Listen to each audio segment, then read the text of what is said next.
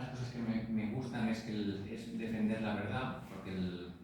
como procurador o un jurista cualquiera, pues lo que pretende es defender los intereses de su cliente, pero como perito no, o menos, pero como perito calígrafo, tengo mis reservas que un perito arquitecto o un perito médico busquen de verdad lo que es en sí la verdad, pero sí que un perito calígrafo lo que pretende es buscar la verdad de esta firma o está hecha o no está hecha por un autor. Y en esta búsqueda de la pericia caligráfica, pues también hice un máster de criminalística, especialización en documentoscopia y patentes y marcas. El tema de la documentoscopia me llevó incluso a estudiar el primer grado de física, porque me interesaba el tema de la fotografía, del efecto de las tintas. Y también como perito clasificación de obras de arte, pues llevo 2 años estudiando Bellas Artes. O sea, creo que cuando se acomete una investigación o cuando se acomete una materia, pues no es solo quedarse en la base, sino que hay que intentar, o al menos en el punto que me puede interesar más, pues profundizar al máximo posible. La motivación que va a ser el tema, yo creo que el derecho a propiedad industrial pues, se compone de patentes, marcas, diseños industriales, topografías de conductores, protecciones vegetales, sectores empresariales y competencia desleal. Todas estas micromaterias en el fondo lo que hacen es que sea es el motor del mundo. O sea, de la misma manera que o de un país, de la misma manera que la propiedad intelectual es el derecho a la propiedad intelectual es la defensa de las ideas del alma o de las ideas de los seres humanos, la propiedad industrial lo que hace es proteger el motor que puede llevar a la innovación de un país. Claro, todos son el derecho de propiedad industrial son las normas del juego. Esas normas del juego, si se respetan, pues puede llevar al desarrollo. Pero si no se respetan es cuando puede aparecer la desconfianza o el fracaso de las empresas que confían en un sistema judicial, bueno, en un sistema de derecho. Ante una infracción, pues la Ley Orgánica 1/25 sí que nos obliga ahora a hacer algún intento de acto negocial para intentar resolver amistosamente la controversia, pero evidentemente cuando alguien está infringiendo una marca, infringiendo una patente o se está aprovechando de la reputación de alguien, pues es difícil poder que se acabe llegando a un acuerdo amistoso cuando lo que el titular de la marca lo que quiere es deja de hacer eso, no tienes que estar haciendo esto. De ahí que se tenga que reclamar pues, una tutela judicial y pues, incluso la Directiva 2004/48 pues, establece todo el marco y de ahí pues, establece pues, como o sea, se ha ido desarrollando pues, la protección penal, civil y todo. Partiendo de aquí, mi intención con la tesis era, o mi intención inicial cuando empecé a hacer la tesis era decir, quiero hacerlo todo, quiero hacer los actos previos a una reclamación judicial, los actos propios de la reclamación del juicio, de la sentencia, e incluso la ejecución. Y mi intención firme era abarcarlo todo, hasta el punto que quería hacer acciones sustantivas, acciones procesales, y quería abarcarlo todo. Por suerte, fortuna, a medio camino, el director de tesis me envió un correo bomba que decía no puedes abarcar todo esto, y hay frases que me marcaron tanto que hasta me lo puse de fondo de pantalla del móvil, y de hecho hasta ahora aún lo tengo como fondo de pantalla del correo diciendo no puedes hacer ni una aventura gigante ni ciclopea, o sea, fue un alto en el camino y dijo para y concreta porque la tesis se tiene que acabar. Que sí que es verdad, tengo que reconocer que para mí la tesis o el ser doctorando casi ya ha llegado a ser una forma de vivir, y el ir adquiriendo conocimientos por tener una aplicación en un nivel pues casi innato, pues eso me ha ido intentando ser siempre un poco mejor jurista o esforzarme para ser mejor profesional. Partiendo de esta idea, y creo que es muy importante la frase que os pongo aquí, es de Piero Calamandrei, que en el fondo lo que ayuda es a concretar de verdad las cosas. O sea, aquí quiero que Bandei criticaba que sin una tutela cautelar el juicio podría acabar siendo un mero teatro de bufa bueno, pues sí, se ha intentado una reclamación, el policía va detrás del demandado, pero ya ha hecho todo y el tiempo ha hecho que todo eso no haya servido para nada. Creo que la frase está muy bien, porque acaba diciendo que las medidas cautelares no es para defender los derechos subjetivos, sino es casi para defender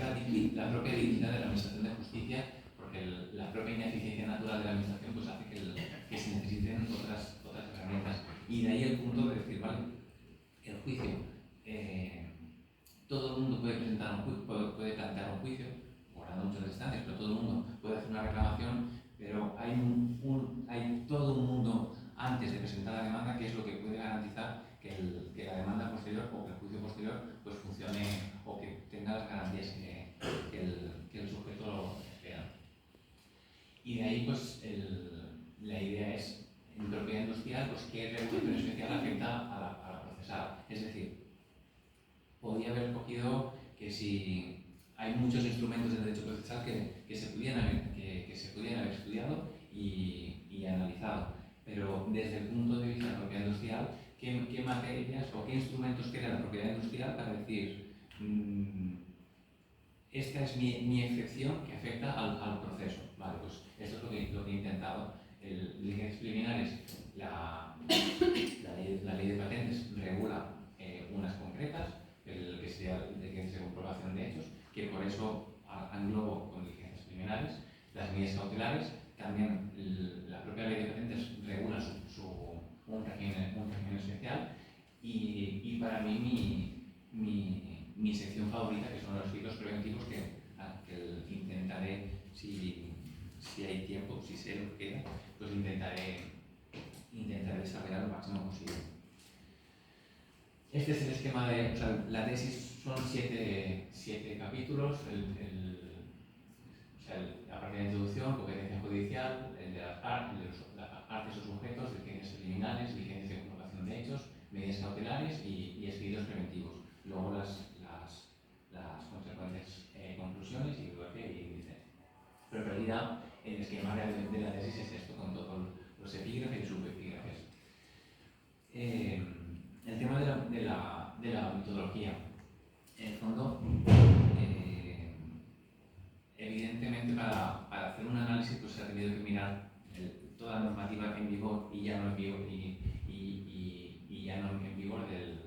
relativa a la propiedad industrial, sobre todo toda la doctrina actual y anterior del estado de la situación. En situaciones concretas he tenido que comparar con normativa extranjera para ver y con autores extranjeros para ver si nos podían dar soluciones a algunos problemas en nuestra práctica nacional. Y he tenido que analizar jurisprudencia, que eso me ha demostrado cómo a veces se aplicaba mal o que bajo mi criterio la jurisprudencia no tenía uno de los mejores criterios para entender la norma, y luego pues he hecho unas propuestas de letra. Vale.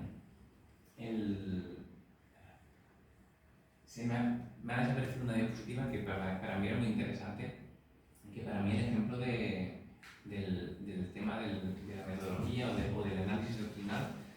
para mí el momento más importante de toda la tesis ha sido cuando pude encontrar, después de un año y medio, un libro de 1912, que es donde se hace la primera referencia a los escritos preventivos. Realmente la intenté comprar varias veces en un convento alemán que decían que lo tenían a la venta, luego porque eran de segunda mano, luego no era cierto, pero conseguí por el intercambio de universidades, pues lo conseguí. Conseguir un libro de 1912 que toda la doctrina lo citaba como que era la base de los escritos preventivos, y darte cuenta luego que ese libro de 140 páginas escritas en tipografía gótica, en alemán, de todas esas 140 páginas solo me interesaba tres líneas que decían pues que el escrito preventivo, pues que había una práctica común en los juzgados que se utilizaba, pues esa sensación de encontrar algo que todo el mundo reconocía, pero que no era fácil de encontrar, y poderlo tener en las manos, aunque tuve que pagar 60 euros para que me llegara solo usarlo, mirarlo un día y devolverlo, para mí fue uno de los momentos más emocionantes de la tesis. Aparte del trabajo, evidentemente, que es precioso y estoy muy aquí rápidamente os pongo un resumen de las conclusiones, pero ¿cuánto llevo de tiempo? Más o menos. 10 minutos. Vale.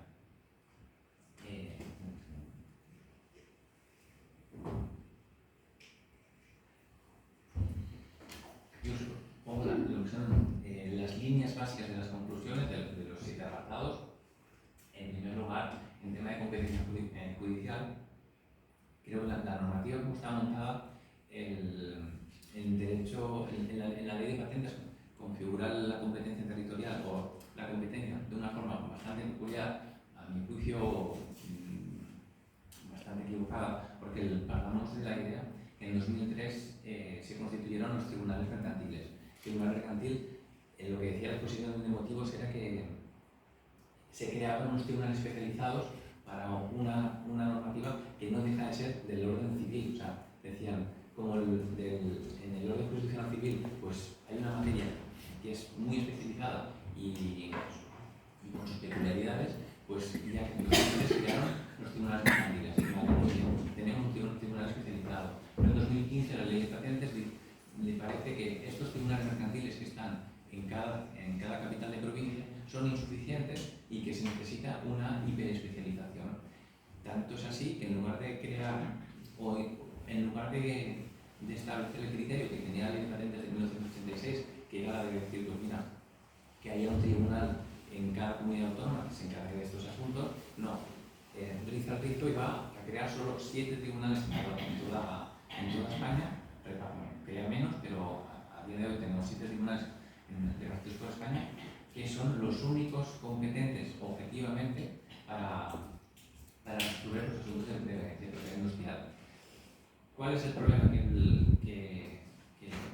analizo? Que el problema que solo haya 7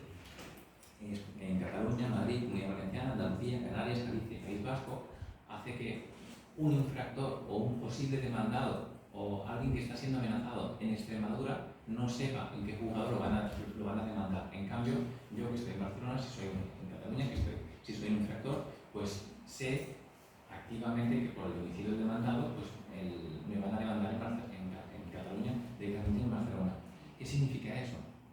Que a efectos, por ejemplo, de los escritos preventivos que veremos más adelante, yo en mi caso solo tendré que hacer uno y quedarme tranquilo, pero alguien que no está en una de estas 7 privilegiadas comunidades autónomas, pues ya se le genera mucha más incertidumbre. Por otro lado, tenemos el efecto contrario. Veremos más adelante que en tema de escritos preventivos, el demandado puede condicionar en qué tribunal va a conocer el asunto. Eso significa que la propia ley de patentes tiene claras contradicciones entre el 117, el 118 y el 132, que regula los efectos preventivos, porque le da una potestad, yo creo que incorrecta, aunque el Tribunal Supremo, por circunstancias creo que el Tribunal Supremo erró y le dio la potestad al demandado a poder elegir la competencia territorial. Que bueno, supongo que en una pregunta entraremos al tema. En tema de competencia creo que ya está. En el segundo apartado, el segundo es el de sujetos. Los sujetos, las partes del proceso, también tiene una regulación un tanto peculiar. Aparte de que en España hay un titular de un derecho de propiedad industrial, sea una patente, una marca o lo que sea, la ley le permite poder ceder los derechos para que otra persona pues, pueda explotarlos exclusivamente o no. Pues la ley de patentes, todo el régimen de propiedad industrial establece regímenes especiales de si este licenciatario es exclusivo o no es exclusivo, Y aparte, o sea, a partir de si es exclusivo o no exclusivo, tendrá unas acciones directas o no para reclamar los derechos del titular o los derechos de ese, porque en el fondo no deja de ser que una patente o una marca, yo puedo ser licenciatario, pero hay un titular que es el propietario de ella. Pues depende de qué circunstancias pues podrá o no defenderla directamente, o tendrá que pedir una autorización, o esperar a que el titular actúe o al menos comparecer. Pero lo que vengo a decir es que en Europa, por ejemplo, un titular que no esté inscrito puede presentar una reclamación y velar por ese derecho del titular, en cambio en España no. O sea, una marca o una patente nacional, un titular no inscrito no podrá actuar por sí solo, pero en cambio si es una marca o una patente europea o un diseño, sí que tendrá acción directa incluso sin estar inscrito en el registro. Vale, diligencias preliminares. Más comentarios que o sea, las diligencias preliminares es un procedimiento súper idóneo para preparar un juicio, y en el fondo el hecho que se establezca desde la anterior ley de enjuiciamiento civil que sea un numerus clausus, a mí me parece que genera que está generando, por un lado, disparidad de criterios y por un lado, desigualdades en función de qué tipo de criterio, qué tipo de derecho quieras hacer valer. Yo creo que el listado, el catálogo de diligencias que da del 256 de la Ley de Enjuiciamiento Civil, pues prevé para iniciar unas diligencias preliminares, debería ser siempre en unos apertos y que fuera totalmente una lista de ejemplo, que no una lista tasada. ¿Por qué? Porque al final, si nuestro derecho de propiedad industrial ha sido infringido, gracias al régimen especial que la ley le otorga, podremos defender con más armas que no otra persona que necesite preparar un juicio, que necesite realizar unas medidas de investigación previas a iniciar el proceso. Yo creo que las diligencias preliminares tienen que ser un instrumento idóneo para poder evitar procesos, poder conseguir la información suficiente como para acabar decidiendo si es la mejor opción o no interponer una demanda. Sí que es verdad que con la ley 1/25 pues, se establece la acción negocial y que se tenga que intentar llegar a un acuerdo, pero si el demandado por lo que sea no puede colaborar o por protección de datos no va a colaborar, pues creo que las diligencias preliminares puede ser el complemento perfecto para intentar evitar el juicio posterior. Luego tenemos las diligencias de comprobación de hechos, que es la especialidad, que son unas diligencias preliminares muy especiales de la ley de patentes. ¿Por qué son muy especiales? Porque no son tanto preparar un juicio, sino que son un aseguramiento de la prueba. Lo que el titular de un derecho de propiedad industrial que quiere es que haya un juez que constate que de forma sorpresiva pues constate que se está cometiendo una infracción. Bueno, ya no he querido entrar porque me interesaba enfocarlo desde la ley de patentes, pero claro, yo creo que todo este sector del discovery, todo este sector de investigación o de averiguación de pruebas o de aseguramiento de pruebas, que debería reformularse para hacer todo un cuerpo más homogéneo. Medidas cautelares. En medidas cautelares, ¿qué podemos decir aquí? Medidas cautelares, como tribunales tan expertos en medidas cautelares, permítanme un momento no meter la pata. En medidas cautelares, ciertamente es para asegurar el resultado de una sentencia y claro, lo que decíamos de la frase de Calamandrei, si la justicia fuera más eficiente, o sea, si tuviéramos muchas medidas cautelares no serían necesarias. Sobre el papel, la medida cautelar, en la mucha parte, tendría que ser una herramienta de uso frecuente para el caso que realmente fuera necesaria, pero la práctica judicial, o son asuntos muy concretos de propiedad industrial, o las medidas cautelares en la otra parte pues tampoco se contienen. El derecho de audiencia que ahora veremos, pero a veces se balancea, o a mi juicio creo que se balancea equivocadamente el perjuicio con la posibilidad de caución, y que hay un equilibrio mal entendido de las medidas cautelares a la hora de su admisión. Suelen ser muy, por lo que estaba viendo en la jurisprudencia, pues, más que jurisprudencia, o sea, cuesta que haya una admisión más allá de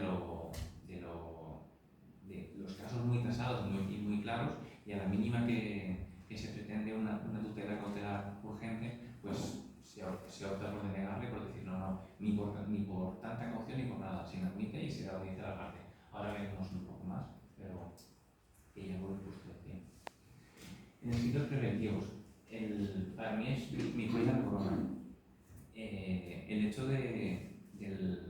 hablando de las medidas cautelares en la otra parte, claro,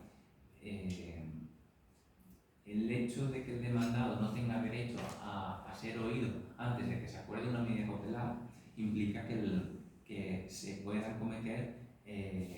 vulneraciones de derechos, o que se pueda afectar el derecho fundamental de la contradicción. Tanto el Constitucional como el Supremo acaban diciendo que el demandado tiene que sí o sí intentar ser oído cuanto antes, y si no puede ser antes de la medida, que sea en el momento inmediato posterior. Pero claro, todo esto que se puede hacer en silencio o aun sabiendo que el demandado va a ser demandado, o que el futuro demandado, el posible factor, aun sabiendo que va a ser demandado, que no haya un instrumento para advertir al juez que hay unas circunstancias que me autorizan a poder infringir algún derecho, pues yo creo que es un equilibrio que hacía falta resolver.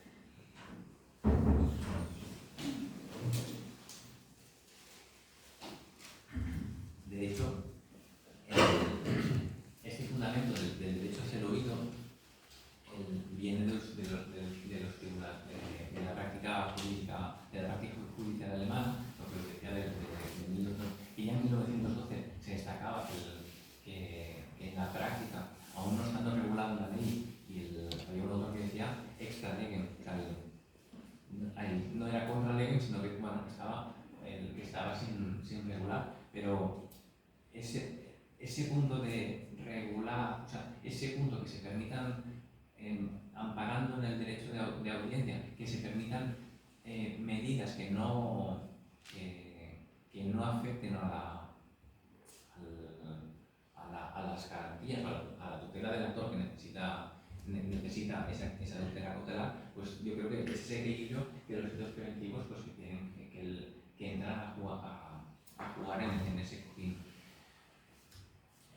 La doctrina y la jurisprudencia siempre dice que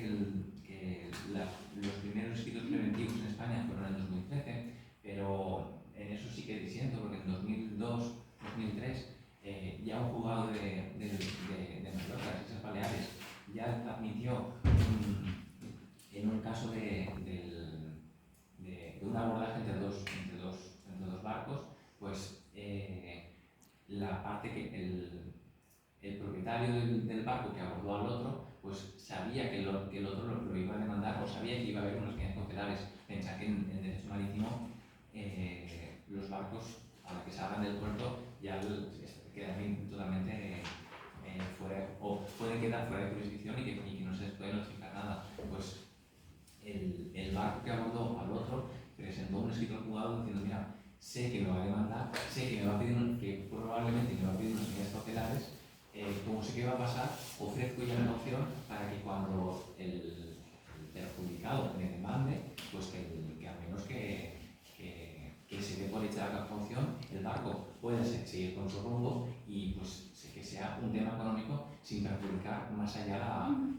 las circunstancias del incidente. Total, el juzgado de instancia sí que lo admitió, pero en la audiencia provincial pues dijeron que no, que como no estaba regulado por la ley, pues que desestimaron este principio de escrito preventivo que ya se hizo en 2002. Total, en 2013 los jugadores de Barcelona se encuentran en una situación parecida y en ese caso, pues copiando el sistema alemán, pues lo hacen, admiten a trámite y estiman la medida como un expediente de jurisdicción voluntaria, porque creen que no tiene encaje, pero bueno, que como jurisdicción voluntaria todo lo cabe, pues que lo admitieron. Y desde allí, en 2013, pues esa práctica judicial, en 2015, el poder que tienen los juegos mercantiles pues es que se pueda proponer en enmiendas pues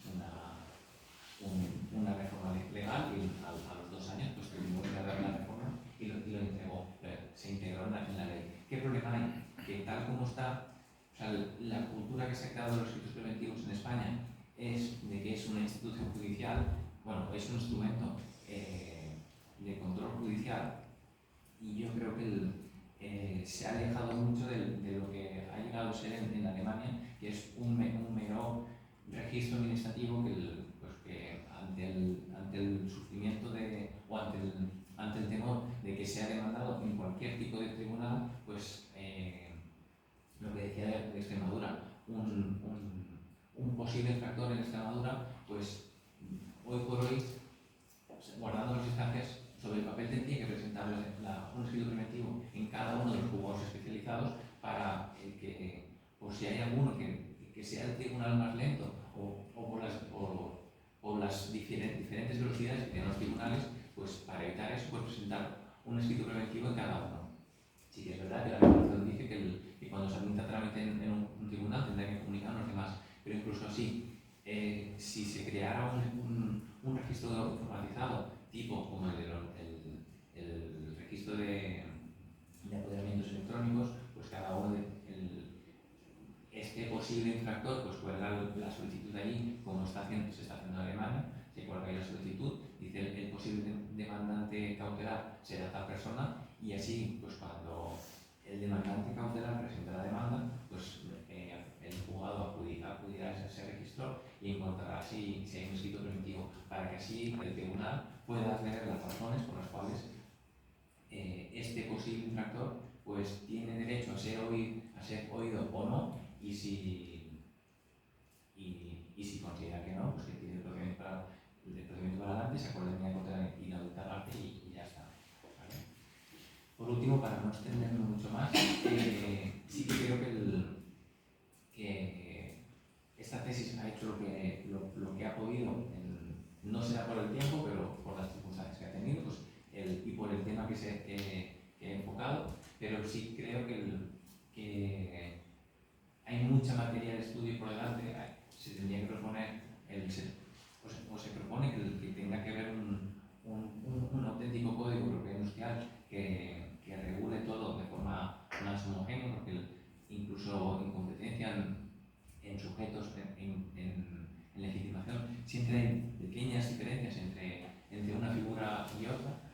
de propiedad industrial. Creo que se tiene que homogeneizar todo eso. Creo que los escritos preventivos se tendrían que estandarizar y encontrar un acomodo en la ley de enjuiciamiento civil para que se pueda utilizar en cualquier tipo de actuación, incluso en temas de civil que puede ser posible o sea, en el fondo no deja de ser un derecho de audiencia, un derecho a ser oído, de pedirle al juez antes de que por eso medida cautelar mira esas alegaciones y si te parecen bien, pues que se hagan que se haga una vista para escucharme con más detalle. Es decir, que entiendo que no debería estar solo en una legislación especial, sino que tendría que estar para todo tipo de medida cautelar del civil. Y incluso propongo pues, la contenciosos administrativos y penal. Pero bueno, mi intención es eso. Mi propuesta más firme es que se administrativice que los escritos preventivos que se realicen como un mero trámite informatizado y que ponga a disposición de todos los tribunales de España esa información para el caso que sea necesario y ya está. Y hasta aquí. Muchas gracias. Agradezco que me da la oportunidad de defender esa tesis y que veo muchas preguntas y consideraciones. Una vegada que ha acabat aquesta primera part de l'acte de defensa de la tesis, comença el segon acte, que és la intervenció dels membres del tribunal. En primer lloc, tindrà la paraula la professora Núria Reynal Querol, que com he dit és professora titular de Dret Processal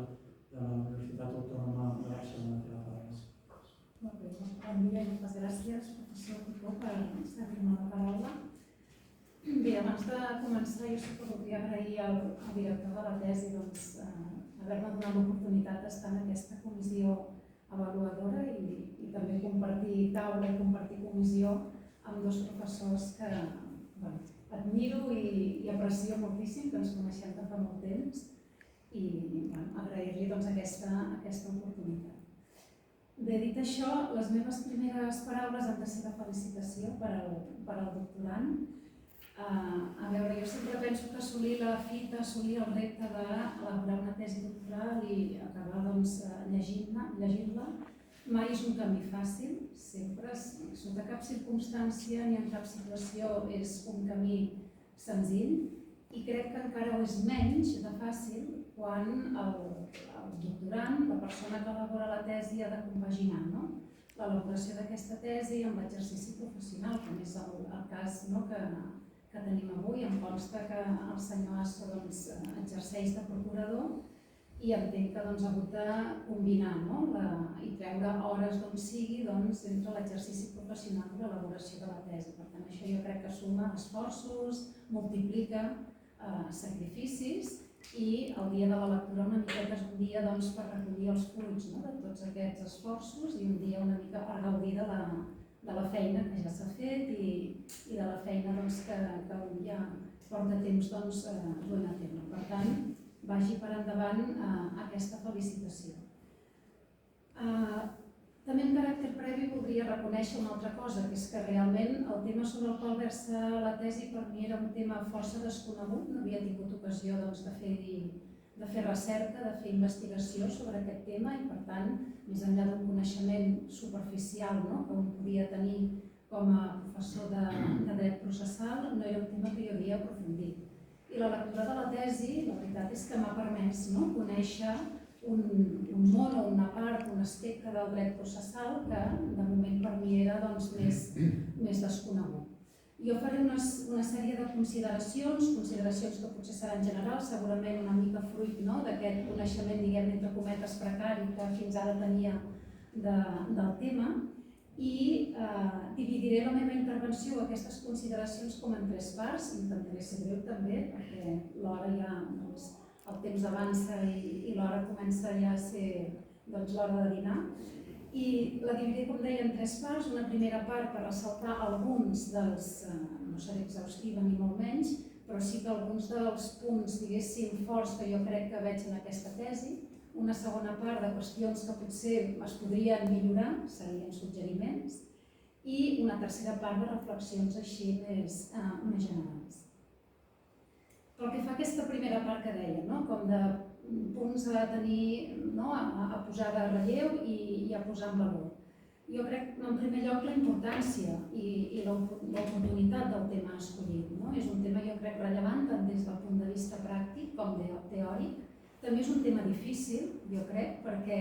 no és un tema que versi sobre una única institució del dret processal, sinó que és un tema transversal, que afecta a diverses figures, a diverses institucions. Això ha obligat el doctorand a entrar en cadascun d'aquests àmbits, en cadascuna d'aquestes figures. Ho ha fet de forma reeixida i ha aconseguit donar aquest bloc de conjunt, aquest tractament conjunt a totes les institucions. Una segona cosa que també volia recalcar i que m'ha sorprès de forma gratificant és la recerca exhaustiva que ha fet de fonts bibliogràfiques i també de fonts jurisprudencials. Ha treballat en moltes obres, amb moltes resolucions judicials, no només espanyoles, sinó també de dret comparat. Llegint la tesi ens trobem amb autors alemanys, també crec que anglès, jurisprudència alemanya, suïssa. Tot això també implica un sobreesforç, òbviament tot el que sigui llegir, ja sigui literatura, ja sigui jurisprudència, amb una llengua que no és la pròpia, sempre implica un afegit d'esforç i per tant crec que és una cosa que també s'ha de posar en valor. I també com així punt fort, a mi també m'ha agradat una mica l'estructura, diguem-ne, ordenada de la tesi, que permet al lector, a mesura que va llegint la tesi, anar-se endinsant en el tema objecte d'estudi d'aquesta recerca. Primer ho ha dit el doctorant en la seva exposició oral. Comença amb 2 capítols així com més generals, més comuns a totes les institucions que després tracta i després va dedicant un apartat, un capítol, diguem-ne així, a cadascuna d'aquestes figures, com són, també les ha comentat el doctorant, primer diligències preliminars, la comprovació de fets, mesures cautelars, estatuts preventius, etc. I per tant té una estructura, ofereix una estructura que facilita anar entenent el tema que planteja. Molt bé, a més d'això, com he dit al principi, petites cosetes que he trobat i que potser es podrien millorar. Deixo també dit per endavant que les comento simplement per si el doctorant les vol tenir en compte com mers suggeriments i òbviament està a criteri seu prendre-les en consideració, només faltaria. A veure, cosetes que potser es podrien o que caldria revisar. Per exemple, d'entrada, potser caldria fer una lectura de tota la tesi per revisar una mica alguns punts de redacció i de l'índex. A vegades m'he trobat llegint la tesi algunes frases que potser costaven d'entendre, potser alguna preposició que no hi era i havia de ser, algun determinant que tampoc no hi era, cosetes d'aquestes que a vegades tenen la seva importància, segurament si es vol secundària, perquè quan un redacta segurament el que té al cap és la idea que vol transmetre i desenvolupar de forma entenedora i racional la idea que en aquell moment té al cap, però sí que el treball rigorós necessita fer aquest polir una miqueta, com si diguéssim, aquestes qüestions que llegint un es va trobant de petits errors tipogràfics, aquests tipus de qüestions així més formals. I també deia de l'índex perquè a vegades m'he trobat que, puntualment, que algun epígraf que sí que constava al cos de la tesi, com si diguéssim, després no estava en l'índex. No hi havia aquesta correlació, que també segurament és un descuit, però bé, sobretot si el doctorant té la intenció futura de donar una sortida a aquest treball, una publicació, doncs aquestes cosetes potser sí que caldria revisar-les. Una altra qüestió també d'aquest estil que jo crec que caldria revisar és a vegades l'abús, entre cometes, diria, dels epígrafs i els subepígrafs. No sé si n'és conscient el doctorant, però a vegades sí que m'he trobat que un epígraf, posem per cas, 3.1, tenia el subepígraf 3.1, que a la vegada tenia l'altre subepígraf 3.1 i al final el lector no sabia en 3.1 es trobava. Aleshores potser caldria reorganitzar la numeració, els epígrafs, no sé ben bé, això el doctorant es coneix molt millor tot el que és la redacció i l'estructura de la tesi, però potser sí que caldria evitar aquest desglossament tan minuciós d'epígrafs i agilitzar una miqueta des d'aquest sentit. I una altra última coseta, així de millora que també li voldria comentar és a vegades al llarg de la tesi, llegint la tesi, sí que m'ha sorprès que llegint l'epígraf, després el que m'esperava trobar-hi a dins no corresponia a vegades amb l'expectativa que m'havia generat, com si diguéssim, el títol de l'epígraf. Potser és un problema, diguéssim, personal meu, però per exemple, en el capítol, l'apartat, capítol de les parts, que hi ha un epígraf que dedica als subjectes amb legitimació activa, i a dins d'aquest epígraf el doctorant es dedica, explicar la legitimació activa per interposar les accions civils en un cas de vulneració de la propietat industrial. Clar, jo, partint que el títol i el treball de la tesi versa sobre mesures cautelars, diligències preliminars, etc., m'esperava més que aquesta legitimació activa anés referida a aquestes institucions. Sí que és veritat que la legitimació activa per al procés declaratiu està íntimament relacionada amb la de les mesures cautelars, diligències preliminars, etc. Certament és així, però per exemple no amb els escrits preventius. Doncs clarificar una miqueta això. I també m'ha passat una mica a vegades amb les conclusions. El doctorand fa una cosa que a mi m'agrada molt i que la trobo molt positiva, que és incloure després de cada capítol un apartat de conclusions d'aquell capítol. Jo crec que això és una iniciativa que jo la valoro molt positivament perquè entenc que és amb l'objectiu de fer com un resum, una recapitulació d'idees que s'han tractat en aquell capítol, al marge que després al final de tot de la tesi, òbviament, hi ha les conclusions generals de la tesi, òbviament. Però sí que m'he trobat en algunes d'aquestes conclusions de cada capítol que o bé no es feia referència a qüestions que s'havien tractat en el capítol, que les he trobat a faltar, dic, ui, això les conclusions el doctorand no comenta, o a vegades viceversa, m'he trobat que a les conclusions s'aprofitava per introduir qüestions que potser no havien estat desenvolupades durant el capítol. Aleshores, aquesta discordança o manca de correlació, no sé ben bé com dir-ho, potser també caldria fer una miqueta de revisió. Les idees hi són, però potser una mica reordenar-les. I finalment, com deia, un parell de reflexions finals que també, com ja l'he dit abans, és més suggeriments per si hi vol pensar, per si les vol tenir en compte, per si les vol incloure en una revisió del treball de cara a una possible publicació d'aquesta recerca. No cal, si vol, ara que després faci cap comentari, això ho deixo a la seva discrecionalitat, en podem parlar en qualsevol moment, però sí dues reflexions que la primera va encaminada o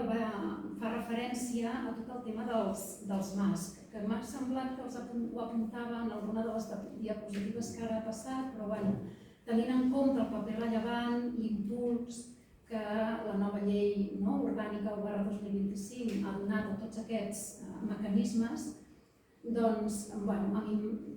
em semblaria lògic i coherent introduir alguna reflexió o algun apartat, alguna referència d'aquests mecanismes en el treball.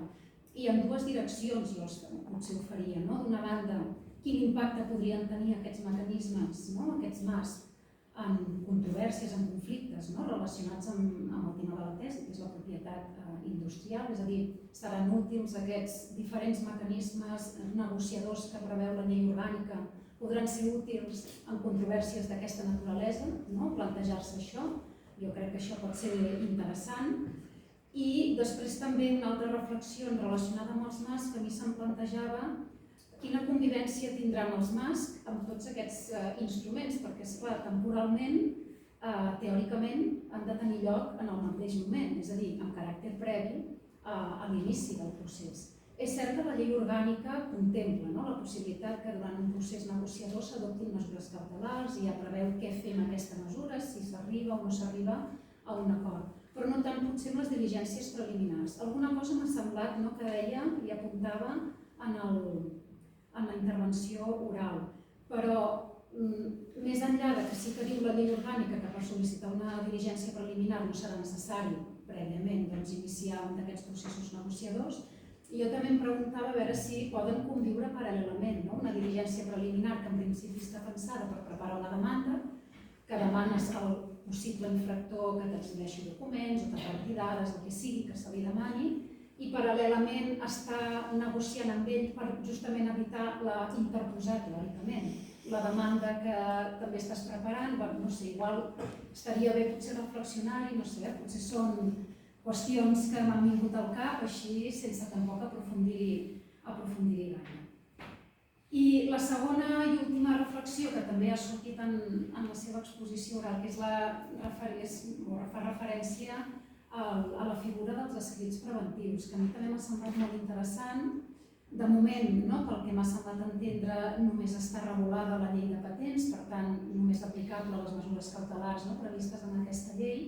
i sí que m'hagués agradat trobar més a la tesi, desenvolupar, que també ho apunta a la tesi, desenvolupar una mica més aquesta idea que també ha apuntat, aquesta conveniència d'estendre aquesta figura dels escrits preventius no només a les mesures que ja està previst, sinó a qualsevol altra mesura cautelar. A la tesi ho apunta, tant en les conclusions del capítol dedicat als escrits preventius com a les conclusions després generals, apunta aquesta idea, però